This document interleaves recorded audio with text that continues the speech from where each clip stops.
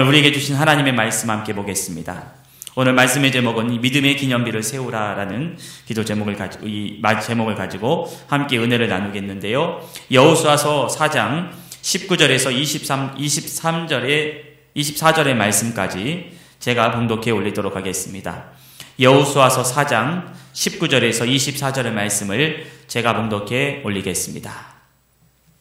첫째 달 10일에 백성이 요단에서 올라와 여리고 동쪽 경계 길갈에 진침해 여호수아가 요단에서 가져온 그 12돌을 길갈에 세우고 이스라엘 자손에게 말하여 이르되 후일에 너희 자손들이 그들의 아버지에게 묻기를 이 돌들은 무슨 뜻이니까 하거든 너희는 너희 자손들에게 알게 하여 이르기를 이스라엘이 마른 땅을 밟고 이 요단을 건넜음이라.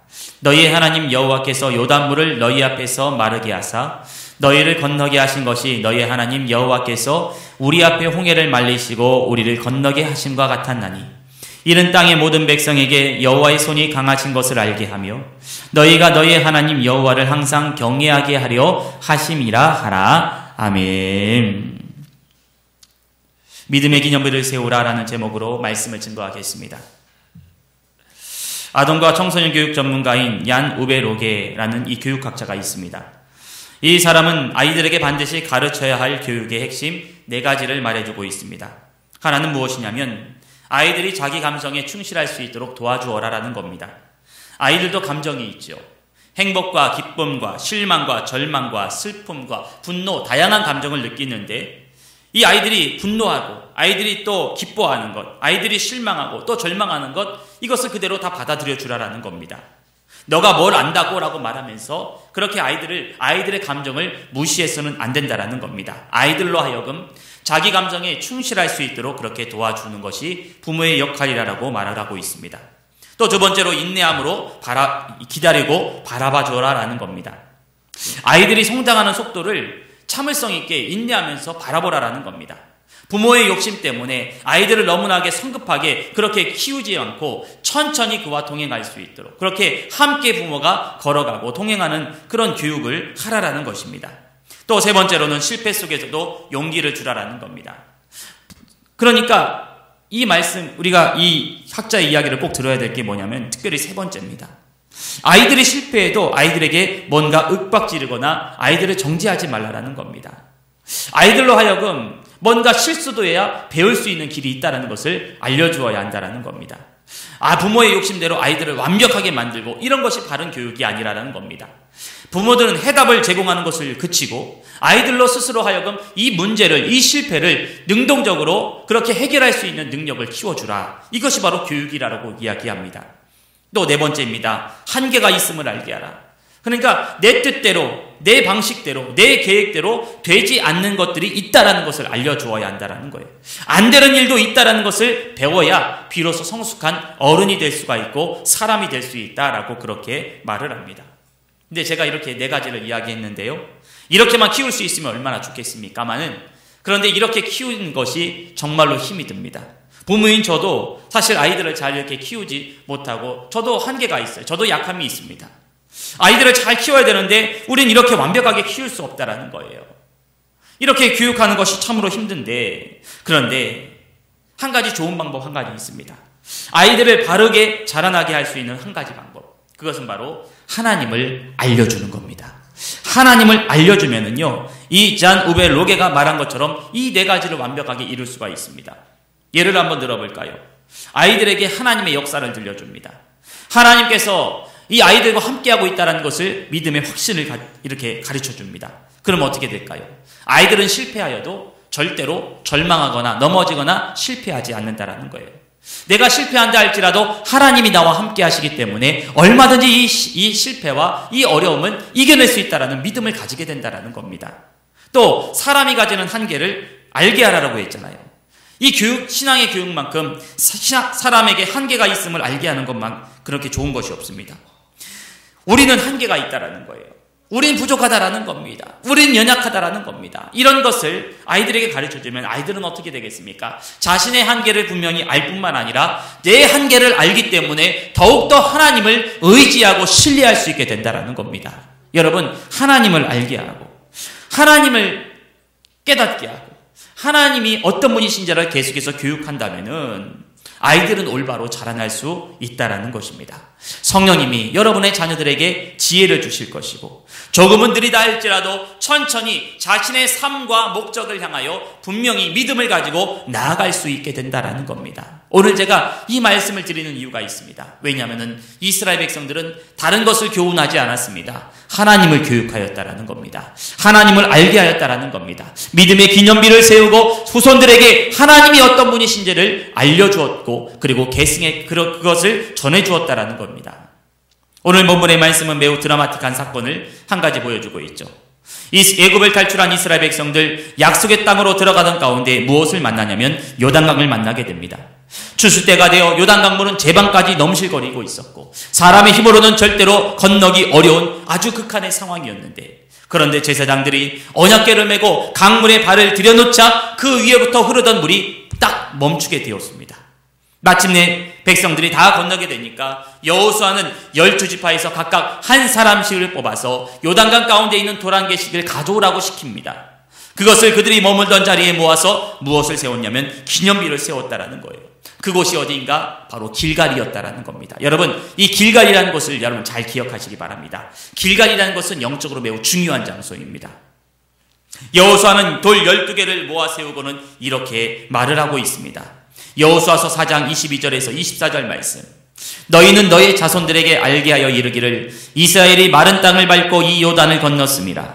너희 하나님 여호와께서 요단물을 너희 앞에서 마르게 하사 너희를 건너게 하신 것이 너희 하나님 여호와께서 우리 앞에 홍해를 말리시고 우리를 건너게 하심과 같았나니 이른 땅의 모든 백성에게 여호와의 손이 강하신 것을 알게 하며 너희가 너희 하나님 여호와를 항상 경외하게 하려 하심이니라 라고 말하고 있어요. 자, 이스라엘 백성들이 왜 기념비를 세웠다고 했습니까? 여호와의 손이 강하신 것을 자손들에게 알게 하고 너희의 자녀들이 항상 여호와를 경외하게 하려 하심이니라 라고 그렇게 말씀을 하고 있습니다. 이것은 이스라엘 백성에게 있어서 최초의 교육 선언입니다. 우리가 경험한 이 하나님의 체험을 나만 누리는 것이 아니라 우리 자손들에게 전해주자. 나만 간직하고 있는 것이 아니라 하나님을 알지 못하는 사람들에게 이 놀라운 하나님의 체험을 전해주자라고 그렇게 결단하는 것을 볼 수가 있습니다. 여러분 이번에 호렙산 기도회를 통해서 많은 은혜를 받으셨을 겁니다. 많은 믿음의 간증들이 있을 것입니다. 특별히 우리 집사님도 간증을 해주셨고 또 우리 다선이도 간증을 해주었는데 이렇게 우리가 간증을 들으면서 우리가 소망을 얻지 않았습니까? 하나님 살아계심을 다시 한번 확인할 수 있지 않았습니까? 바로 이것입니다. 여러분, 하나님을 증거하고 하나님을 전하시는 여러분 되기를 주님의 이름으로 간절히 축원을 드립니다. 여러분의 간증의 제목이 무엇인가? 하나님이 나에게 어떤 하나님으로 나타나셨는가? 나는 어떠한 기념비를 세울 수 있는가? 나는 어떠한 기념비, 나의 어떤 간증을 사람들에게 전해줄 수 있는가? 오늘 이 말씀을 통해서 함께 몇 가지로 생각해 보고자 합니다. 자, 첫 번째입니다. 은혜로 구원받은 곳에서 기념비를 세우라라는 겁니다. 은혜로 구원받은 곳에서 기념비를 세우라. 여러분, 제가 아까 말씀드린 것처럼 그들 앞에 장애물이 있었는데 그것은 바로 요단강이었어요. 요단강물이 매우 추수 때 불어나게 되는데 이 요단강을 피하거나 우회할 수 있는 방법도 있을 것입니다만 그런데 그들은 그 불어나오는 그 추수 때 불어난 물로 건너가기 힘든 이 요단강물을 정면으로 돌파해 나가는 것을 볼 수가 있습니다. 저는 오늘 특별히 이게 파워포인트를 통해서 이렇게 여러분들에게 시청각적으로 이렇게 보여주는데 이런 설교도 한번 시도를 한번 해보려고요. 여러분 한번 이 영상을 한번 보시면서 이 요단강물이 얼마나 이렇게 합니다. 실제적으로 이스라엘에서 촬영한 영상인데요. 추수 때 이렇게 물이 불어나서 이렇게 이 사람이 건널 수 없습니다. 심지어 이 나무 위까지 그렇게 물이 크게 차오르는 것을 볼 수가 있어요. 사람이 못 건넙니다. 이걸. 매우 불가능하게 이렇게 물이 건널지 못할 정도로 매우 그렇게 크게 불어나는 것을 볼 수가 있어요. 여러분, 이렇게 요단강물이 그들의 앞을 가로막고 있었어요. 그런데 하나님께서 왜 이렇게 이 건너기 힘든 이 요단강물을 돌파하게 나가셨을까? 이유가 있습니다. 하나는 뭐냐? 하나님이 창조주 하나님이라는 것을 알게 하기 위해서. 하나님이 모든 것을 창조하셨고 이 모든 자연 만물을 다스리고 계시고 창조하시고 지금도 움직이고 계시다는 것을 알려주시기 위해서. 여러분, 여기 있는 사진, 이 사진인데요. 이게 어떤 사진인지 아십니까? 여호수아 10장에 나오는 그 사건을 이야기하고 있는데 이 가나안의 군대와 싸울 때 하나님이 이 여호수아에게 승리를 주시기 위해서 태양이 멈췄습니다. 달도 멈췄습니다. 천체가 다 멈췄습니다. 여러분, 믿는 자들에게 이러한 기적이 따름을 믿으시기를 바랍니다. 왜냐하면 창조주 하나님이 우리와 함께 하시기 때문에 그렇습니다. 이 요단강물을 돌파해 나간다는 것은 곧 무엇이냐? 이 모든 만물은 다 하나님이 다스리고 계시고 하나님이 이끌고 계시고 하나님은 우리를 위해서 모든 창조물까지도 변형시킬 수 있는 능력의 하나님이라는 것을 보여주기 위해서 이렇게 요단강물을 돌파해 나가게 하셨다는 거예요. 그러니까 여러분 삶 가운데 시련이 옵니까? 어려움이 옵니까? 고통이 옵니까? 넘어서기 힘든 문제들이 있습니까? 여러분, 이 모든 문제는요, 이 모든 역경과 어려움은요, 하나님이 이루실 기적의 시작이라는 것을 믿으시기를 바랍니다. 기적이 임할 것이다라는 거예요. 하나님이 살아계시다는 것을 드러내기 위해서.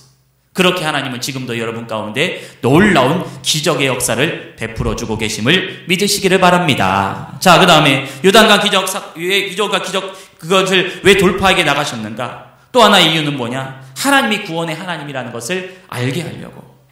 여러분, 출애굽 1세대는 홍해를 건넜습니다. 그 놀라운 경험이 있어요. 그런데 안타깝게도 이 출애굽 1세대는 광야에서 다 죽고 말았습니다.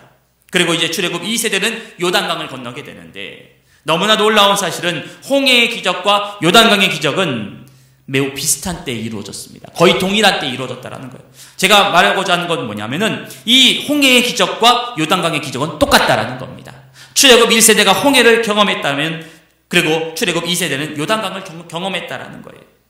이 홍해의 사건은 무엇입니까? 하나님이 우리를 구원하셨다. 하나님이 애굽에서 벗어나게 하셨다. 구원의 하나님을 알게 하기 위해서 이스라엘 백성들의 기적을 베풀어 주셨죠. 마찬가지입니다. 출애굽 2세대에게도 출애굽하게 하신 그 하나님을 기억하게 하기 위해서 요단강을 건너라. 요단강이 갈라지는 기적을 보여주었다라는 거예요. 또 하나, 이 요단강을 돌파하게 나가는 또 하나의 의미는 무엇이냐? 대적의 위협에서 지켜주시는 하나님의 은혜가 있다라는 거예요. 여러분, 아까도 우리가 영상에서 보았듯이 1년 중에 그 추수한 때에 이 요단강의 수위는 몇 미터까지 올라가냐면 4미터까지 올라갑니다. 그러니까 사람이 능히 건널 수 없는 매우 위험한 도하 작전을 해야 돼요. 그런데 그 앞에는 무엇이 있었냐면 여리고성이 버티고 있었습니다. 여리고성 사람들이 이것을 몰랐겠습니까? 그 수많은 대군이 이 요단강을 건너는 사건을 모르겠냐라는 거예요. 앞에는 요단강이 있고 저 너머에는 또 여리고 사람들이 다 지켜보고 있는 그런 상황 속에서. 그런데 하나님은 어떻게 하셨습니까? 대적의 위험에서 건져주셨다라는 거예요. 불어나는 그 물에 건져주셨다라는 거예요. 모든 위험에서 건져주신 하나님. 이것을 나타나기 위해서 하나님은 이 요단강을 능히 돌파해 나가게 하신다라는 것입니다. 여러분, 지금도 요단강 기적을 베풀어 주신 하나님이 여러분과 함께하고 계심을 믿으시기를 바랍니다. 이 구원의 하나님, 내가 은혜 받은 거예요. 이거는 창조주 하나님의 은혜를 경험했습니다. 구원의 하나님을 경험했습니다. 지키시고 인도하시는 대적의 위협에서 지켜주시는 하나님의 놀라운 은혜를 체험했습니다. 은혜예요. 이 은혜를 받은 곳에 우리는 무엇을 해야 되는가? 기념비를 세워야 된다는 겁니다. 여러분, 사무엘상 7장의 말씀에 보면 이스라엘에게 블레셋 군대가 쳐들어왔을 때 이스라엘은 매우 절망적인 상황이었죠. 그런데 결국에는 하나님이 도와주셔서 이스라엘은 승리를 거두고 거기에 무엇을 세웠냐면 에베레셀 기념비를 세우는 것을 볼 수 있습니다. 하나님이 여기까지 우리를 도우셨다. 이게 뭡니까? 바로 은혜의 기념비고 하나님이 도우셨음을 인정하는 기념비가 되었다라는 겁니다. 여러분, 그 은혜의 기념비를 세웠을 때 그 이유가 더 중요합니다. 어떻게 되었는가? 블레셋 사람들이 굴복하여 다시는 이스라엘 지역 안에 못 들어오게 되었다. 여호와의 손이 사무엘이 사는 날 동안에 블레셋 사람들을 다 막아주셨다라고 고백합니다. 여러분, 이번 호렙산 기도회 때 많은 은혜를 체험하셨습니까? 감사로 하나님께 영광 돌리기를 간절히 축원을 드립니다. 하나님 감사합니다. 은혜의 기념비를 세우십시오. 그러면 여러분의 삶 가운데 더 큰 감사의 제목이 여러분 가운데 임하게 될 줄 믿습니다. 여러분, 지금 여러분이 서 있는 이 자리에서 은혜의 기념비를 세워야 된다는 것입니다. 은혜의 기념비를 세웠을 때 그때 하나님이 여러분에게 많은 은혜와 복을 내려주시고 앞으로 여러분 삶 가운데 간증과 감사의 제목을 넘치도록 채워주심을 믿으시기를 바랍니다. 그래서 이 믿음의 기념비를 세우는 사람에게는 하나님이 놀랍도록 축복하시고 복을 내려주신다는 사실을 믿고 오늘도 우리에게 찾아오시는 하나님, 여호와 라파 치유의 하나님으로 찾아오시는 하나님, 여호와 니시 승리의 하나님으로 찾아오신 하나님, 에베네셀 지금까지 여기를 도우시는 하나님의 은혜, 어떤 하나님이시든지 여러분 믿음의 기념비를 세우고 더 큰 은혜와 더 큰 축복을 누리시는 우리 모든 성도 여러분 되기를 주님의 이름으로 간절히 축원을 드립니다. 자, 두 번째입니다. 기적을 체험한 곳에 기념비를 세우라라는 겁니다. 여러분 삶 가운데 저는 기적의 역사가 일어나게 될 줄 믿습니다. 몸의 변화도 일어나고 삶의 변화도 일어나고 여러 가지 좋은 축복이 여러분 가운데 임하게 될 줄 믿습니다. 지적이 있는 곳에 여러분 기념비를 세우라라는 겁니다. 여러분 기적에 대해서 C.S. 루이스라는 사람은 이렇게 이야기합니다. 가나의 혼인잔치의 기적을 이렇게 설명해요. 포도주는 하나님이 주시는 복 중에 하나입니다. 포도주의 축복은 마커스 신이 한 것이 아니고 참 실제이신 하나님이 하신 겁니다. 그분은 물과 토양과 햇빛과 씨알을 포도로 바꿔놓으셨습니다. 포도는 사람들의 손을 거치게 되지만 그런데 결국에는 포도와 수분이 만나서 포도주가 되는 것입니다.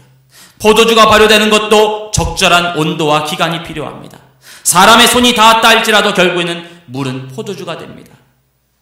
단지 예수님은 이 오래 걸리는 사람의 손이 닿고 오래 걸리는 이 일상의 기적을 단축시켜 보여주신 것뿐입니다 라고 말하고 있습니다.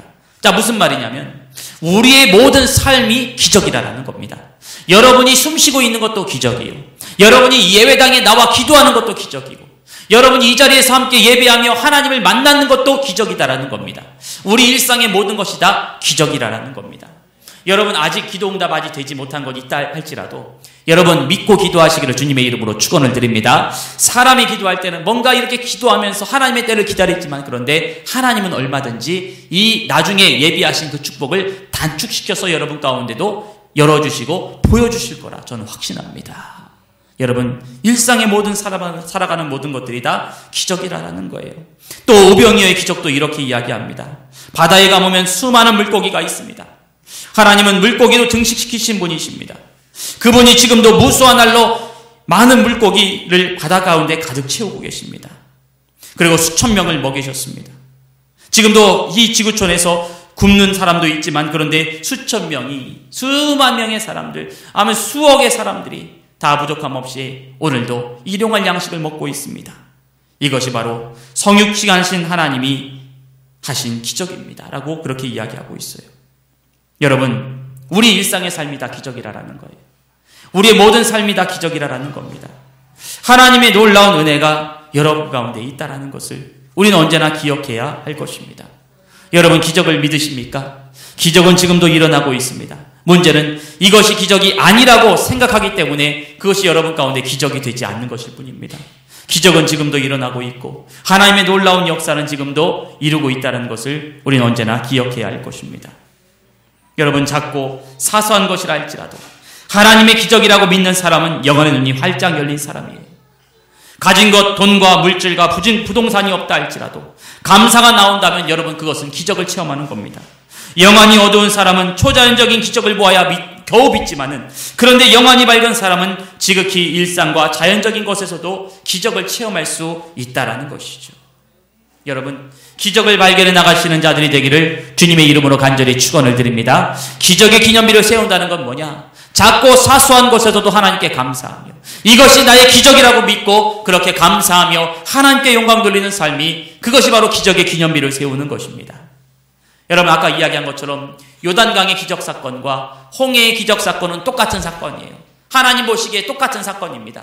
출애굽 1세대가 경험한 건 홍해의 사건, 2세대가 경험한 건 요단강의 사건입니다. 그 규모는요 아마 홍해를 가는 사건이 더 규모적으로는 커 보일지 모르지만은 그런데 하나님 앞에서는 다 똑같다라는 거예요.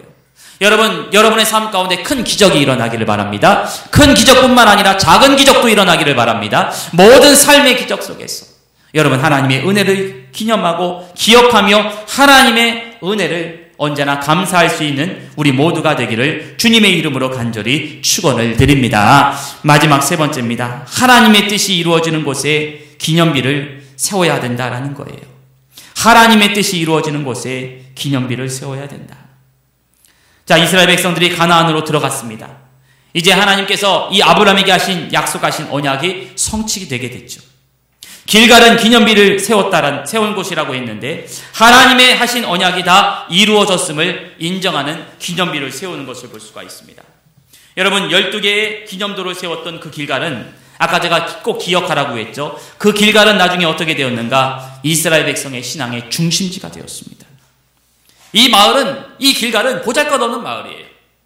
그런데 나중에는 성전이 건축되기 전까지 중앙성소의 기능을 담당하는 매우 중요한 영적인 장소가 됐다라는 거예요. 이 길갈이 성전이 있기 이전에 이스라엘 백성들의 신앙의 중심지가 되었다라는 겁니다.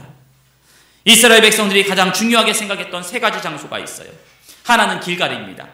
또 하나는 아브라함, 이삭, 야곱 이 세 사람이 언약을 받았던 브엘세바, 그 다음에 또 베델. 이 세 장소는 이스라엘 백성들이 언젠가는 꼭 한번 가봐야 될 성지순례의 장소였습니다. 그런데 나중에 이스라엘 백성들의 신앙이 변질이 돼요. 이스라엘 백성들은 우상을 숭배하고 구원의 하나님, 출애굽의 하나님을 잊어버렸습니다. 그러자 하나님의 말씀이 아모스 선지자에게 이렇게 임합니다. 여호와께서 이스라엘 족속에게 이와 같이 말씀하시기를 너희는 나를 찾으라. 그리하면 살리라. 베델을 찾지 말고 길갈로 들어가지 말고 브엘세바로도 나아가지 말라. 길갈은 사로잡히겠고 베델은 비참하게 될 것임이라 하셨나니 라고 말하고 있어요. 베델을 가지 말래요. 길갈로 가지 말래요. 브엘세바로 가지 말래요. 뭐라고요? 너희는 나를 찾으라라고 말하고 있습니다. 과거 조상들이 세웠던 기념비를 세웠던 길갈로 가지 마라 라고 말합니다.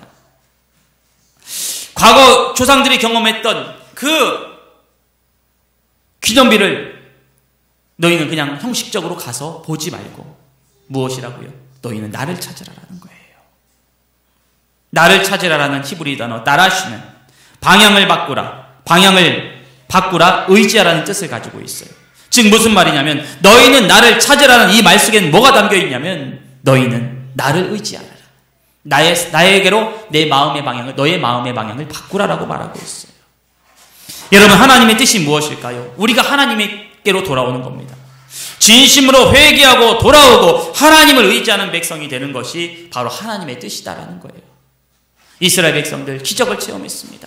창조주 하나님의 놀라운 기적을 체험했습니다. 그리고 아브라함에게 하신, 조상에게 하신 그 언약의 말씀들이 이 길갈에서 이루어졌습니다. 그들은 믿음의 기념비를 세웠습니다. 그렇다면 우리는 어떤 기념비를 세워야 될까요? 하나님의 뜻이 이루어진 곳에 이스라엘 백성들이 기념비를 세운 것처럼 하나님의 뜻이 이루어지는 가정에 믿음의 기념비를 세우고 하나님의 뜻이 이루어지는 이 교회에 믿음의 기념비를 세우고 진심으로 회개하고 돌아오고 하나님을 의지하는 백성으로 새롭게 거듭나는 것, 이것이 바로 하나님의 뜻인데 이렇게 살아가는 것이 바로 믿음의 기념비를 세우는 것, 하나님의 뜻을 기념하는 기념비를 세우는 것이다라는 거예요. 여러분, 하나님께로 돌아가시기를 주님의 이름으로 간절히 축원을 드립니다. 오랫동안 신앙생활하였어도 내가 오랫동안 믿는다 해도 하나님을 제대로 만나지 못했다면 하나님을 만나시기를 바랍니다.